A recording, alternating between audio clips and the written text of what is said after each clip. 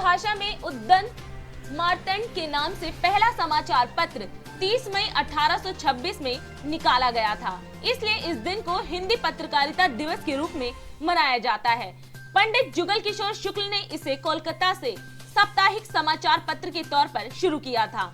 इसके प्रकाशक और संपादक भी वे खुद थे। इस तरह हिंदी पत्रकारिता की शुरुआत करने वाले पंडित जुगल किशोर शुक्ल का हिंदी पत्रकारिता की जगत में विशेष सम्मान है।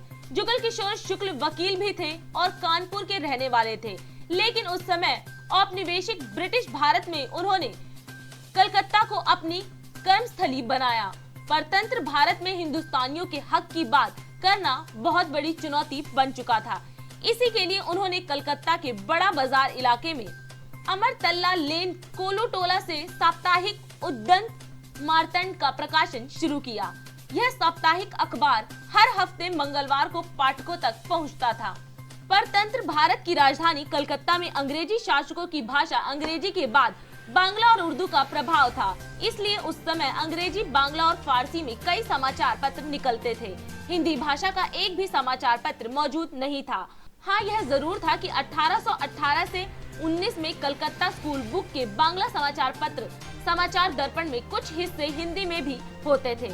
हालांकि उद्दंत मार्तंड एक साहसिक प्रयोग था, लेकिन पैसों के अभाव में यह एक साल भी नहीं प्रकाशित हो पाया। इस साप्ताहिक समाचार पत्र के पहले अंक की 500 प्रतियां छपी। हिंदी भाषी पाठकों की कमी की वजह से उसे ज्यादा पाठक नहीं मिल सके, और दूसरी बात ये थी कि हिंदी भाषी राज्यों से दूर होने के कारण उन्हें समाचार पत्र डाक द्वारा भेजना पड़ता था। डाक दरें बहुत ज्यादा होने की वजह से इसे हिंदी भाषी राज्यों में भेजना भी आर्थिक रूप से महंगा सौदा हो गया था। All India small and medium newspapers federation के दिल्ली प्रदेश के अध्यक्ष ललित सुमन ने हिंदी पत्रकारिता दिवस के अवसर पर देश भर के पत्रकारों को हार्दिक शुभकामनाएं देते हुए कहा कि आज कोरोना काल में भी आप लोग इस प्रकार से काम कर रहे हैं कि इसे अनंत काल तक राष्ट्रवासी याद रखेंगे। ये है DID में खबरें अब तक। इंतजार कीजिए शाम तक।